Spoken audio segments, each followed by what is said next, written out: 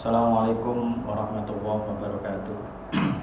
Bismillah, alhamdulillah, wassalatu wassalamu ala rasulillah wa ala alihi wa sahbihi wa mawalah. La hawla wa la quwata illa billah. Amma ba'du. Teman-teman mahasiswa yang saya hormati, kita bertemu lagi kali ini dalam mata kuliah pendidikan agama Islam yang karena keadaan harus kita lakukan secara daring.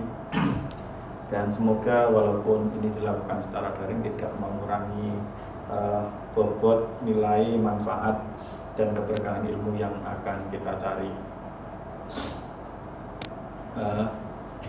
Hari ini kita akan membincang tentang keimanan pada Rasul Allah Subhanahu wa Ta'ala. Jadi kali ini kita akan berbicara tentang keimanan pada Rasul Allah Subhanahu wa Ta'ala. Definisi baik secara etimologi maupun terminologi terlebih dahulu.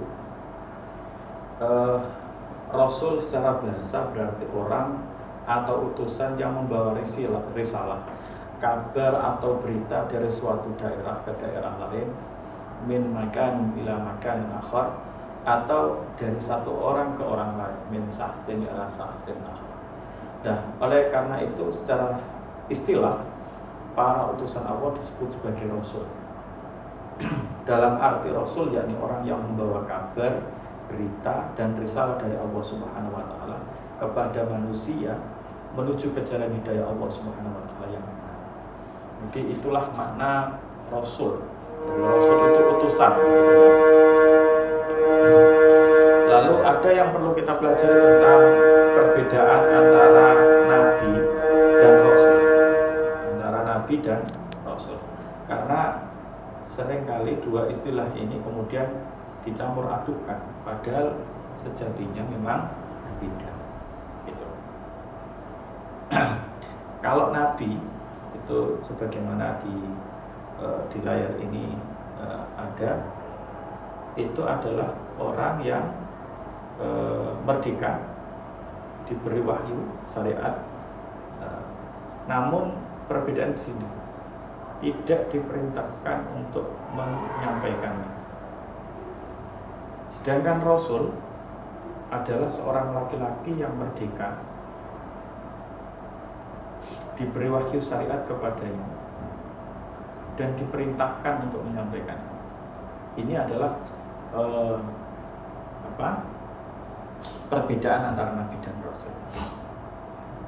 Perbedaan nabi dan rasul ini juga bisa kita simpulkan dengan kalau nabi itu menyampaikan risalah syariat, seorang nabi bisa saja, kalau seorang nabi ini bisa saja kemudian dia mengikuti ajaran rasul sebelumnya.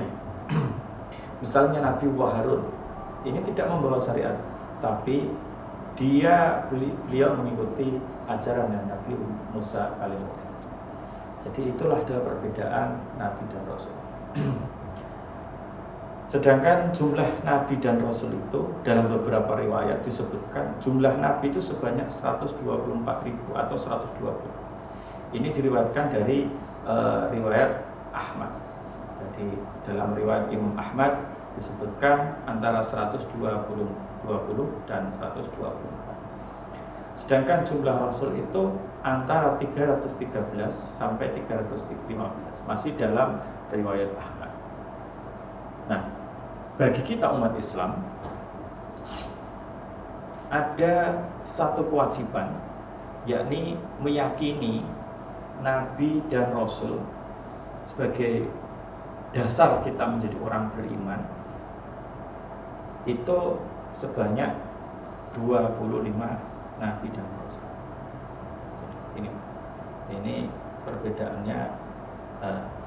Jadi yang wajib kita imani. Jadi tafsilu khamsatin wa isrina lazim kullu mukallafin fahaqqiq waqtani. Itu dalam Aqidatul Awam. Jadi untuk orang mukallaf itu wajib hukumnya tafsilu khamsatin wa isrina, mengetahui detail dari nama misalnya 25 nabi dan rasul. Tafsilu khamsatin wa isrina lazim kullu mukallafin fahaqiq wa ya. Itu pula yang akan kita pelajari kali ini. Jadi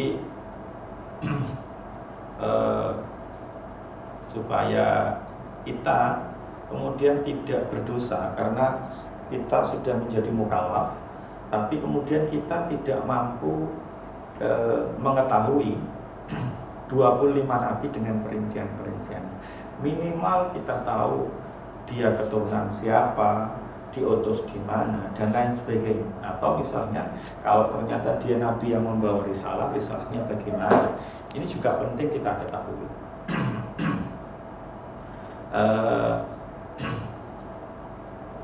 Itulah kawan-kawan yang akan kita bahas selanjutnya dalam kali ini. Nah, sifat wajib bagi nabi dan rasul itu ada 4, yakni siddiq, ada siddiq dipercaya, kemudian amanah, siddiq ini kemudian siddiq itu jujur, amanah bisa dipercaya, tabligh itu menyampaikan, dan fatonah itu cerdas.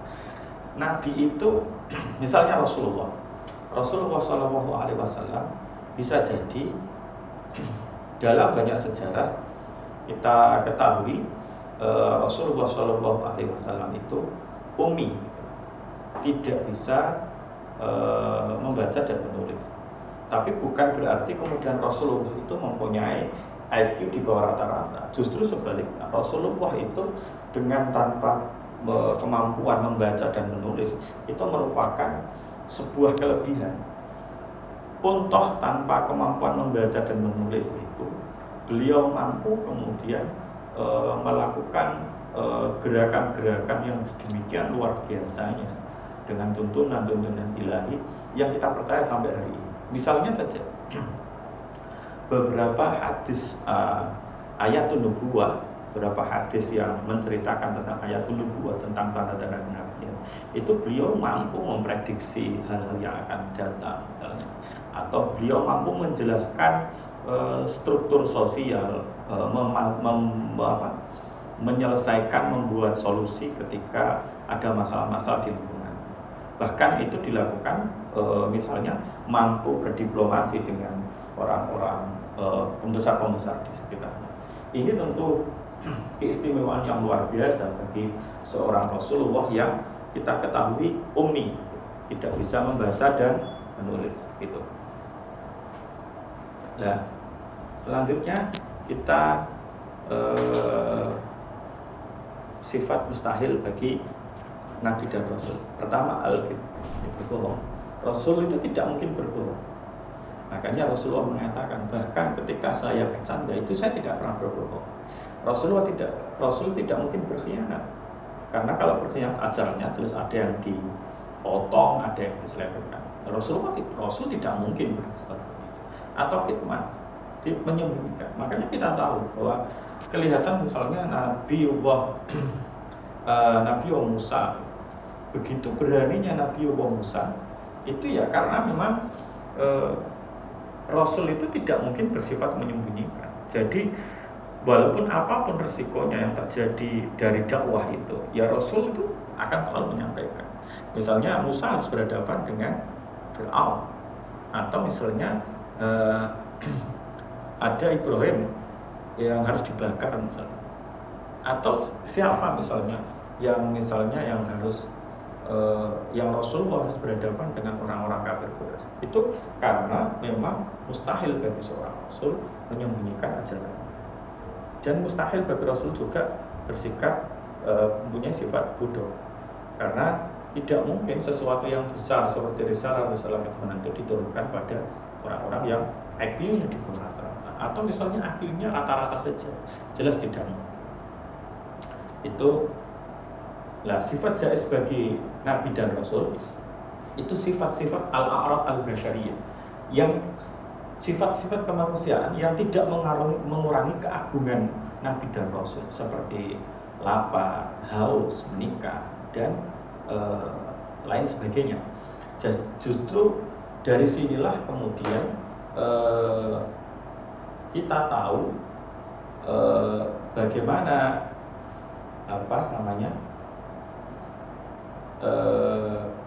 mereka tetap sebagai manusia. Contoh paling sederhana adalah ketika kita membincang atau membanding tentang Isa alaihissalam dengan Rasulullah SAW. Karena Isa misalnya dilahirkan tanpa ayah dan kemudian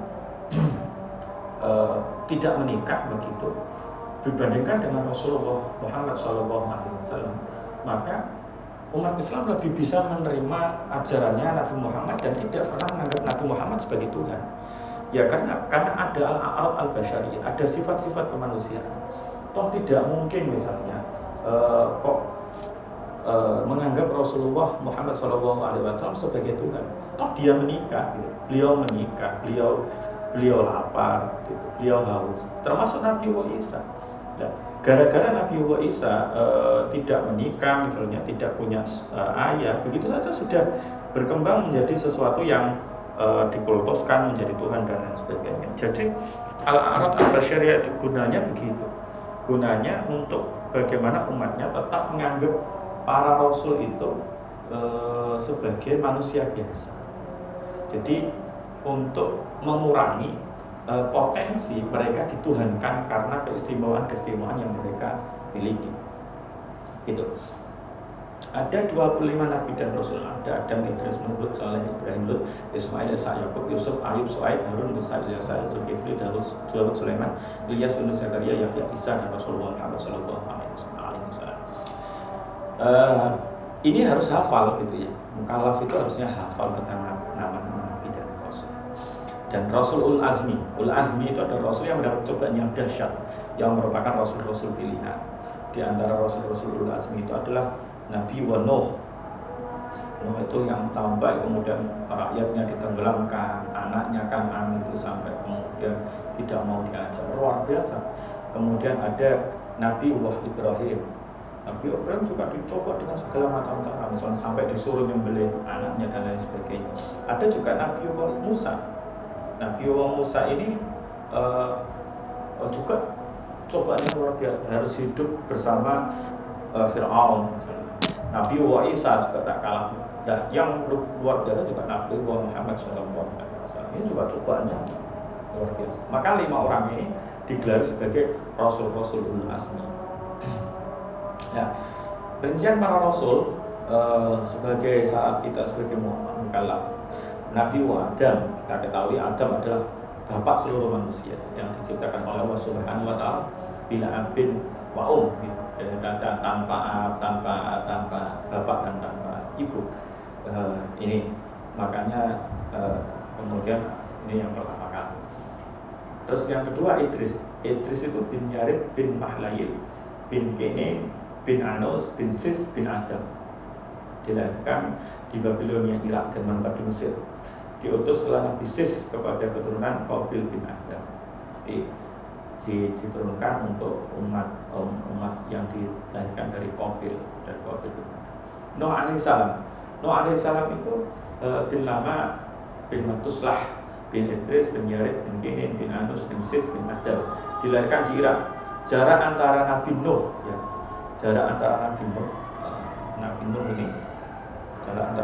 ini dengan Nabi Adam itu 10 abad, jauh sekali. Pada saat Nabi Nuh ini kaum manusia itu sudah menyembah berhala yang kemudian ditenggelamkan, dan kemudian Nabi Nuh mengarungi bahtera yang terkenal dan sempat juga sampai kemudian menjadi film begitu kan. Itu adalah Nabi Nuh, atau dalam bahasa lain kita kenal sebagai Noah gitu. Itu 3 nabi yang pertama. Selanjutnya adalah Nabi Hud. Nabi Hud itu bin Salih bin Al-Fakhshad bin Sam bin Nuh. Ini adalah keturunannya Nabi Allah. Menurut data Muhammad, termasuk keturunan dari Nuh. Jadi diutus kepada kaum Ad yang tinggal di Al-Ahqaf. Al-Ahqaf itu antara Oman dan Hadramaut, di lembah Ahqaf. Ada juga Nabi Saleh, terkenal dengan untanya misalnya. Itu Saleh bin Abid bin Masih bin Abid bin Harith bin Samud bin Asir bin Iram bin Sam bin masih satu keturunan dengan Nabi Hud. Nah, diutus kepada kaum Samud. Kaum Samud ini adalah bangsa Arab yang datang setelah kaumnya Ad. Jadi masih kelanjutannya. Kemudian yang nomor 6 adalah Nabi Ibrahim Khalilullah. Ini adalah kekasihnya Allah alaihissalam. Ibrahim yang tarikh itu dalam beberapa sejarah dalam Al-Quran disebutkan sebagai Azar dan mengatakan nama aslinya adalah Tarikh. Azar itu adalah gelar. Bin Nahur bin Saruh bin Rahu bin Falid bin Abir bin Salih bin Al-Fakhshad bin Sam bin Nuh. Ayahandanya disebut sebagai Azar, ada yang menyebut sebagai Tarikh. Dilahirkan di Fadam Aram, jadi beliau adalah suku Aramaik, daerah Babilonia Irak. Kemudian tinggal di Syam, dimakamkan di sekitar daerah Al-Khalil, Palestina. Ini adalah bapak dikenal sebagai bapak para nabi dan rasul. Kemudian makanya Rasulullah disuruh mengikuti ajarannya Nabi Ibrahim. Ajarannya Nabi Ibrahim itu diantaranya adalah agama-agama yang damai, yang rahmat, yang tidak suka perang, mudah dan lain sebagainya. Itu adalah agama-agama yang mengikuti pada Ibrahim. Dan agama-agama besar di dunia itu rata-rata disandarkan pada Nabi Ibrahim. Misalnya agama Yahudi, agama Nasrani, atau agama Islam. Itu ketiga-tiganya mengaku sebagai agama keturunan Nabi Ibrahim, disebut sebagai agama Abraham. Selanjutnya adalah Lut bin Haram bin Tarikh bin Nahur bin Saruh bin Rahu bin Falid bin Abir bin Salih bin Al-Fakhshad bin Sam bin Nuh. Dilahirkan di Irak. Ini dalam sejarah ini pernah mengikuti Nabi Ibrahim sehingga Nabi Ibrahim dilemparkan ke api itu. Kemudian beliau hijrah ke Sam, diutus ke kaum Sodom di sana, di daerah Jordania sana. Dan kaum ini terkenal sebagai pola hidup yang nyeleneh gitu, yang menyimpang, yang misalnya laki-laki suka dengan laki-laki, perempuan berhubungan dengan perempuan. Itu Sodom. Makanya ini sampai sekarang diabadikan, misalnya Sodom itu menjadi bahasa yang secara yang peyoratif gitu, yang jelek. Itu adalah umatnya Nabi Lut. Kemudian ada Nabi Ismail. Ismail itu adalah anak tertua dari Nabi Ibrahim Khalilullah alaihissalam bersama Sayyidah Hajar. Beliau dilahirkan di Syam. Sebelum kemudian seperti cerita yang Idul Adha yang sering kita dengar, kemudian atas perintah Allah Subhanahu wa taala, kemudian Ibrahim mengajak Siti Hajar dan Ibrahim dan Ismail kecil itu ke Baitul Haram, ke Mekah, dan kemudian hidup di sana. Nabi Ismail ini kemudian hidup berdampingan dengan orang-orang dari suku Badui, suku Arab Badui yang disebut dengan suku Jurhum. Jadi sebelumnya Ismail itu menikah dengan orang Amalek gitu. Tapi kemudian ketika Nabi Ibrahim berkunjung ke sana, ternyata perempuan itu suka mengeluh atas Nabi Ismail. Maka kemudian dianjurkan Nabi Ibrahim untuk mengganti pintu. Istrinya disuruh menyampaikan, suruh Ismail untuk ganti pintu, dan Ismail tahu bahwa itu adalah petanda untuk mengganti istrinya. Akhirnya beliau Nabi Ismail menikah dengan salah satu perempuan dari suku Jurhum. Di sana kemudian menurunkan Arab baru yang disebut dengan Arab Musta'ribah. Jadi kalau suku Jurhum itu Arab Aribah, Arab yang asli, karena Ismail itu keturunannya Ibrahim yang bukan orang Arab, maka kemudian nikah dengan suku Jurhum melahirkan orang-orang yang kemudian berbahasa Arab. Nah, dari berbahasa Arab itu kemudian karena sebelumnya itu bukan orang Arab, tapi kemudian jadi orang Arab, maka disebut dengan Arab-Arab musta'rib, Arab-Arab yang terarabkan, ya bukan asli Arab tapi terarabkan. Nah, selanjutnya adalah Nabi Ishak. Ishak ini adalah saudara dari Ismail, putra dari sama-sama putra dari Ibrahim. Ini merupakan putra dari Nabi Ibrahim bersama istri pertamanya, yakni Siti Sarah. Jadi ini adalah putra kedua Nabi Ibrahim bersama Siti Sarah. Nah, diutus bersama Nabi Ibrahim untuk ke suku Kanaan. Dan beliau dan Nabi Ibrahim itu sama-sama meninggal di Al-Khalil, di daerah Palestina, bersama beliau dimakamkan Nabi Ibrahim. Dan dari Ishak ini nanti turunlah keturunan Ishak ini nanti keturunannya nabi-nabi Bani Israel. Sedangkan dari Ismail ini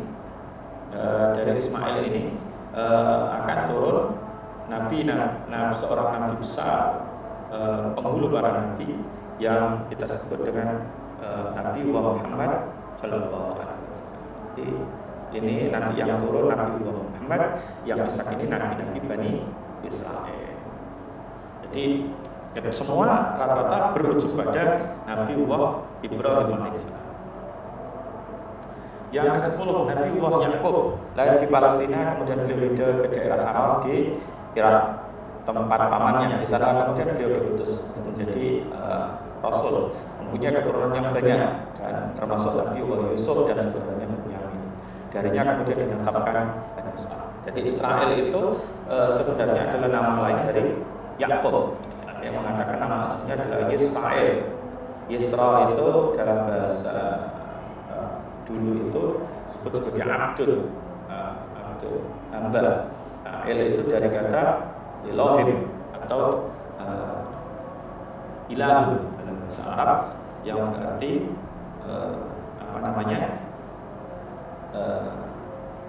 Israel, yang berarti Ilahu. El itu Elohim, berarti Tuhan, berarti Abdullah. Kalau disambung berarti menjadi Abdullah. Jadi Israel itu ada artinya adalah Tuhan. Dan ada yang mengatakan Israel itu adalah orang yang berjalan, El itu jalan lain. Jadi orang yang selalu berjalan malam, karena dakwahnya Nabi itu sering dilakukan di malam hari. Nah, inilah sebenarnya akar dari Israel Bani, bukan bangsa yang sekarang. Jadi harus dibedakan antara Bani Israel yang keturunannya Yakub dengan Israel yang sekarang menjadi nation state, menjadi bangsa. Jadi Bani Israel yang dilahirkan dari Yakub itu adalah sebuah bani besar, sebuah bangsa yang kemudian menjadi keturunan.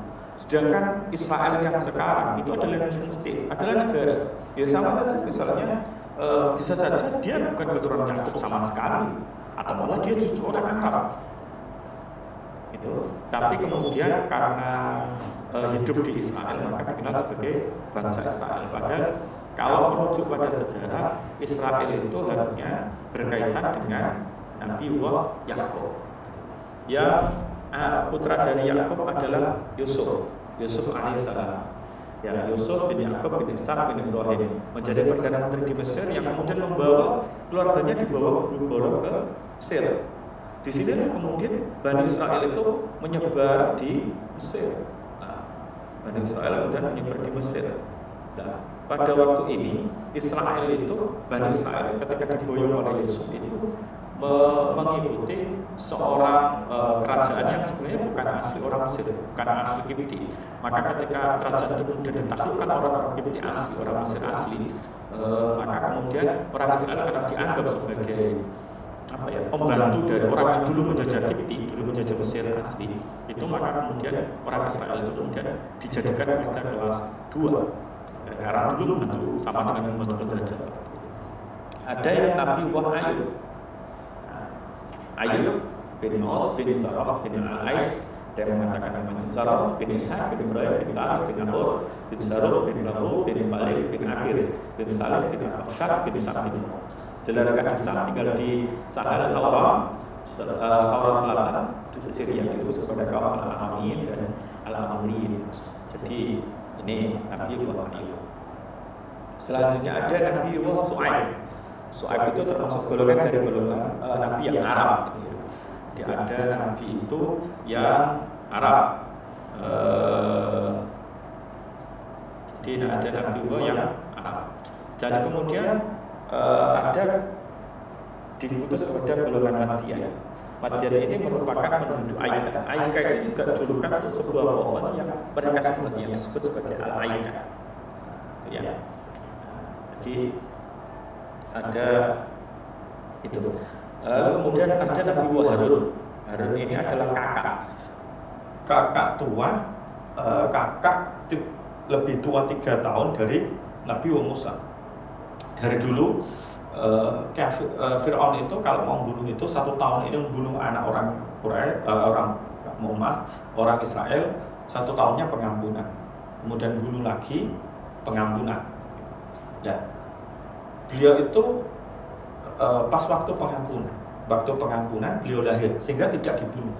Kemudian ada hari tahun dibunuh, kemudian lahir lagi, kemudian pengampunan lagi, terus kemudian dibunuh, pembunuhan lagi. Nah, ini Nabi Musa lebih tua. Nah, berdakwah Nabi Musa. Jadi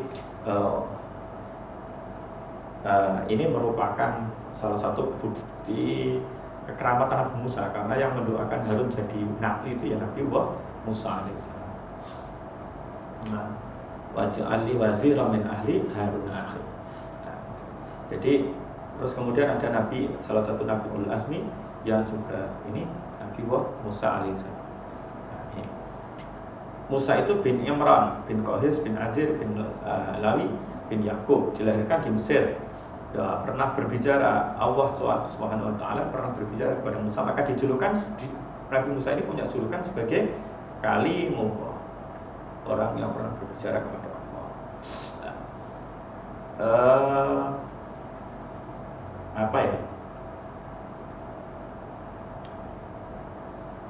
Jadi ini yang pertama,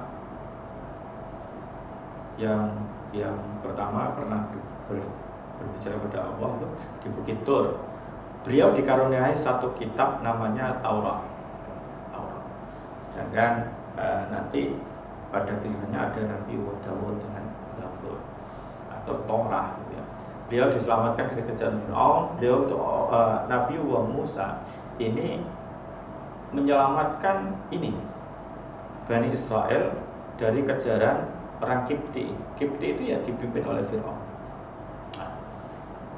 Beliau ini tugasnya adalah menyelamatkan Bani Israel dari kejaran Fir'aun dan orang Kipti, dan menyelamatkan, mengembalikan mereka kembali ke tanah asalnya, yakni di daerah Palestina sana. Tentu bukan Palestina yang sekarang itu. Wafat dimakamkan di daerah Sinai. 16 Ilyasa, keturunan cucu dari bin Adi bin Sutalam bin Afran bin Yusuf bin Yakub bin Ishaq bin Ibrahim, dilahirkan di Sam, diutus kepada Bani Israel dan Al-Aramiyun. Kemudian ada Nabi Dzulkifli alaihissalam. Sebagian berpendapat beliau adalah anak dari Nabi Ayub yang diutus kepada Bani Israel dan kaum Al-Ma'muriyin Al-Aramiyun. Ada yang kemudian Nabi Dawud itu bin Isa bin Uwaid bin Abir bin Salmon bin Nakhsun bin Uwaid bin Uwainadib bin Iram bin Hasrum bin Furas bin Yahuda bin Yakub bin Ishaq bin Ibrahim, diutus kepada Bani Israel, dikaruniai kitab Zabur, dilahirkan di Sam dan meninggal di Sam juga. Ini adalah salah satu raja terbesar Bani Israel. ini selain ini juga sudah menjadi raja, dan kemudian diteruskan raja yang terbesar adalah putra beliau, yakni Sulaiman alaihissalam. Jadi Sulaiman ini adalah selain sebagai rasul adalah raja terbesar Bani Israel. Jadi beliau adalah seorang raja yang besar, gitu ya.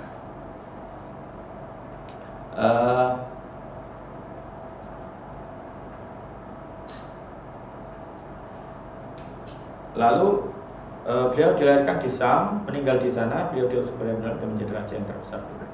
Ada Nabi Ilyas. Ilyas itu bin Ilyasin. Salamun ala Ilyasin. Bin Finhas, bin Alizar, bin Harun.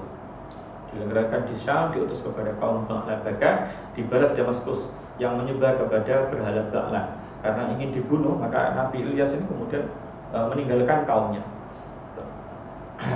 Kemudian ada Nabi Yunus, salah satu keturunan Bunyamin, dan Bunyamin ini adalah salah satu keturunan Yusuf tadi di sini. Jadi selain ini kemudian ada Bunyamin. Jadi Nabi Yakub itu, Nabi Yakub yang di awal ini menurunkan anak 12 yang menjadi 12 suku Bani Israel. Salah satunya Nabi yang kemudian turun itu adalah Bunyamin. Bunyamin adalah saudara Yusuf, salah satu Nabi Bani Israel. Nah, diutus kepada kaum Nainawa yang berada di Mosul, Irak. Mereka menyebut berhala Astar. Kaum ini masuk keturunan Al-Asuriyin. Ada Nabi Zakaria. Nabi Zakaria yang bernasab kepada Nabi Sulaiman bin Daud. Dilahirkan di Sam, diutus sebelum kedatangan Nabi Isa. Dan Nabi Zakaria ini pula yang merawat dan membesarkan serta mendidik Siti Sayyidah Maryam. Sayyidah Maryam ibunda dari dari Nabi Isa alaihissalam. Nah, ini yang Nabi Zakaria. Lalu ada Nabi Yahya. Jadi Yahya dan Nabi Isa ini sepantaran, gitu, yang sama-sama Nabi dan sepantaran. Yahya bin Zakaria merupakan Nabi Bani Israel, dilahirkan di Baitul Maqdis. Ada pendapat yang menyatakan beliau diutus ke Sam. Salah satu Nabi terbesar Bani Israel adalah Nabi Isa alaihissalam. Sayyidah Maryam melahirkan beliau tanpa ayah. Beliau dikaruniai kitab Injil yang membawa ringkasan dari ajaran Musa dan untuk memperbarui ajaran Musa. Sementara yang kelima adalah baginda Rasul Muhammad SAW. Beliau ini adalah Sayyidul Anbiya wal Mursalin, imamnya para nabi dan rasul. Rasul yang terbesar dalam sejarah manusia. Jadi begini, Rasulullah menjadi besar itu karena al-a'rad basariyahnya itu nampak. Beliau menikah, beliau punya anak, sehingga tidak sampai dikultuskan menjadi Tuhan. Berbeda dengan misalnya Uzair atau misalnya dengan Nabi Isa yang kemudian bagi sebagian kaumnya meyakini beliau sebagai Tuhan. Padahal Nabi Muhammad SAW ini adalah Nabi yang terbesar, dikaruniai kitab suci Al-Quran. Perbedaannya dengan Nabi-Nabi Bani Israel. Bani Israel ketika nyampe di Mesir itu banyak penyihir yang dengan lagu-lagu magic yang luar biasa. Rasulullah SAW itu dikaruniai Al-Quran dan beliau juga misalnya perang Uhud, beliau kena pedang, ujung pedang sampai kemudian gigi beliau ada yang tanggal. Itu melihatkan al-a'rad al-basyariyah. Tapi ingat, sampai hari ini tidak ada orang yang bisa melakukan revolusi sedemikian luar biasa dalam sejarah manusia kecuali baginda Rasul Muhammad SAW. Nah, kenapa kok sampai tidak dituhankan? Ya karena al-a'rad basyariyahnya kenapa? Tapi yang lebih dari itu adalah bahwa beliau mempunyai mukjizat terbesar yang berisi ilmu pengetahuan yang luar biasa, yang kalau misalnya akan kita gali sampai akhir dunia pun tidak akan terselesaikan, yakni Al-Quran yang berisi pengetahuan. Jadi pengetahuan itu memang ajab, pengetahuan itu memang abadi, gitu ya. Berbeda dengan misalnya yang mukjizat yang terbatas waktu, misalnya Nabi Musa, tongkatnya ya sekarang tidak bisa digunakan untuk belah laut. Nabi Isa misalnya bisa menyembuhkan orang yang matanya buta. Sekarang dengan kemodernan ilmu kedokteran. Hal itu sudah sangat mungkin. Nah, kenapa baginda Rasul Muhammad SAW mukjizat terbesarnya adalah Al-Quran? Ya karena di sana kita diajarkan untuk menghargai ilmu pengetahuan. Bukankah dengan mukjizat sebuah kitab suci, mukjizat terbesar bukan kekuatan-kekuatan yang sifatnya magic, itu akan memaksa kita untuk berpikir bahwa pengetahuan itu tidak ada batasnya. Nah, makanya Al-Quran itu ya unik, diturunkan kepada orang yang tidak beliau yang tidak bisa membaca dan menulis, tapi ayat pertama adalah Al-Quran. Itulah membuktikan bahwa umatnya Rasulullah itu sangat-sangat luar biasa karena akan ditopang dengan ilmu pengetahuan. Gitu. Nah, faedah kita mempelajari kehidupan para rasul ini mendapat itibar yang jelas tentang kebaikan dan keburukan. Misalnya tentang Fir'aun dan Musa, kita tahu bagaimana yang benar, bagaimana bersikap menghadapi orang seperti Fir'aun, bagaimana kebaikan Musa, bagaimana buruknya sikap Fir'aun. Kita jadi jelas bagaimana yang baik dan yang buruk. Mempelajari semangat dakwah, bagaimana Rasulullah SAW penuh dengan cercaan, penuh dengan makian, tapi beliau tetap tak bergeming sama sekali. Yang ketiga misalnya mempelajari umat terdahulu itu diteladani. Yang jelek ya tidak usah, yang diteladani bahwa itu tidak usah dilakukan kembali. Yang baik ya kemudian kita anggap bahwa itu yang harusnya kita gali kembali. Mengokohkan akidah dengan kita mempelajari para nabi dan rasul, semangat. Maka kita tahu bahwa Allah itu selalu punya jalan untuk membela agamanya, selalu punya jalan untuk membela kebenaran. Makanya kalau kita berdakwah dan kita sedang membela kebenaran, kita tidak usah takut tidak dapat pertolongan karena buktinya saja para nabi dan rasul. Termasuk juga ketika kita membela kebenaran, kita juga tidak kemudian kita membela kebenaran kok banyak halangan. Ya karena buktinya nabi dan rasul saja yang memang orang baik, orang pilihan, tidak pernah jalan dakwahnya itu mulus-mulus saja gitu. Makanya kemudian itu harus kita jadikan semangat bahwa perjuangan itu memang banyak halangannya gitu. Dan mungkin dan yang lain. Jadi cerita tentang nabi dan rasul itu bisa dicek di sini. Ada saya punya tulisan di blog saya itu Melejak Jejak di Yerusalem, kota suci. Nanti ada banyak sejarah yang mengkaitkan dari mulai para rasul, dari mulai